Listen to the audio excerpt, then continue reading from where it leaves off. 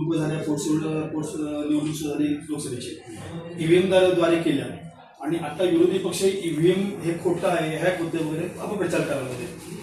Actually EVM संदर्भात निवडणूक आयुक्त असू दे किंवा सुप्रीम कोर्ट असू दे त्यांनी क्लिअरन्स दिलेला आहे. ईव्हीएम हे अतिशय पारदर्शक आहे आणि कुणीही आणि आम्हाला हॅक करून दाखवा असं आपल्याला निवडणूक आयुक्तांनी आवाहन केलेलं आहे. तरी पण हा गैरसमज राजकीय पक्ष पसरवतात हे सगळ्यात मोठं गंभीर आहे आणि असा गैरसमज किंवा अफवा किंवा नरेटिव्ह खोटे पसरवणे हे कायद्यानुसार, भारतीय कायद्यानुसार हा गुन्हा आहे आणि अशा लोकांच्यावर कायदेशीर गुन्हे नोंदवावेत अशा पद्धतीची आमची मागणी आहे. त्यांच्यावरती व्यवस्थित कारवाई व्हावी, त्यांना समज दिली जावी आणि अशा पद्धतीने जर मुद्दाम जर लक्ष करत असेल तर त्याची मान्यता सुद्धा काढून घेतली पाहिजे. कारण निवडणुकीसारखा मोठी गोष्ट आहे.